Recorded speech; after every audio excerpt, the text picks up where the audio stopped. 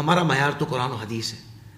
ہمارا معیار ایسا نہیں کہ بھائی عوام میں رائج ہے تو ہم کر رہے ہیں، ایسا نہیں ہے. اہل سنت کا ہمیشہ سے یہ انداز و یہ وتیرہ رہا ہے کہ قرآن و سنت کے مطابق ہی چلنا پسند کرتے ہیں، اور ظاہر بات ہے اسی میں دنیا میں عافیت ہے اور آخرت میں نجات ہے. تو ایصال ثواب کا اسلامی شرعی تصور کیا ہے؟ کیا اس کے لیے کوئی خاص عمل اختیار کرنا ہوتا ہے، یا ہماری جتنی بھی عبادات ہیں سب کو ایصال ثواب کیا جا سکتا ہے؟ ارشاد فرما دیں.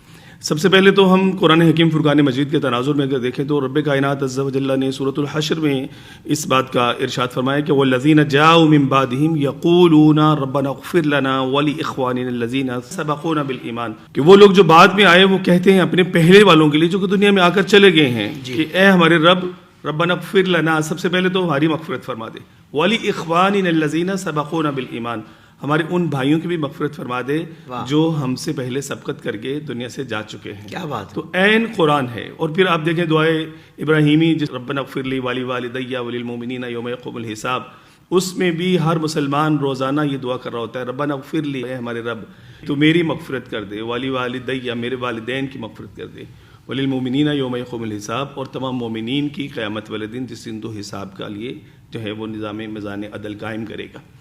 تو یہ اسلوب ہمیں قرآن نے دیا ہے. واہ واہ اور واہ. اب آ گیا یہ احادیث طیبات کی طرف، تو جا بجا احادیث طیبات میں یہ ایصال ثواب کے حوالے سے ہمیں مضامین اور موتی بکھرے ہوئے ملتے ہیں.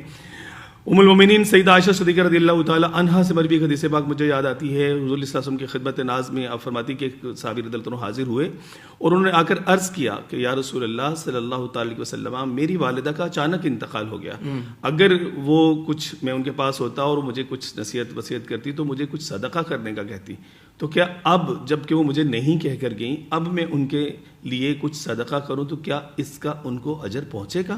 تو حضور صلی اللہ علیہ وسلم نے ارشاد فرمایا کہ ہاں پہنچے گا. مشہور حدیث پاک جس میں وہ عرض کرتے ہیں رسول میری والدہ کا انتقال ہو گیا ہے، تو حضور صلی اللہ علیہ وسلم نے فرمایا کہ پانی، تو اس وقت چونکہ مدینہ عالیہ میں پانی کی قلت تھی، دور دور سے لوگ پانی لے کر آتے تھے، تو حضور صلی اللہ علیہ وسلم نے اس وقت کی ضرورت کے مطابق بہترین عمل جو ان کو ارشاد فرمایا کہ پانی، تو انہوں نے وہ کنواں کھدوایا اور فرمایا کہ ھذہ لأم سعد، یہ ام سعد کی ماں کے لیے ہے.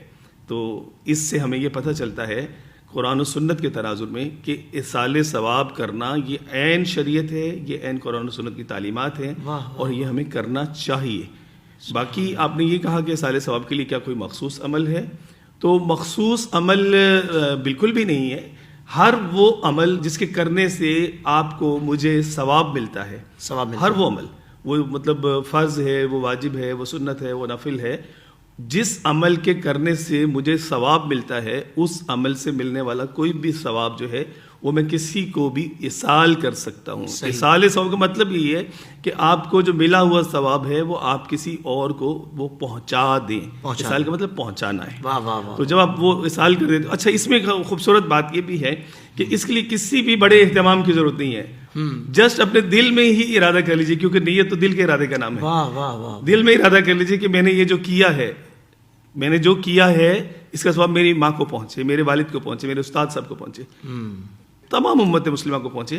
تو ہر طریقہ کار سے یہ درست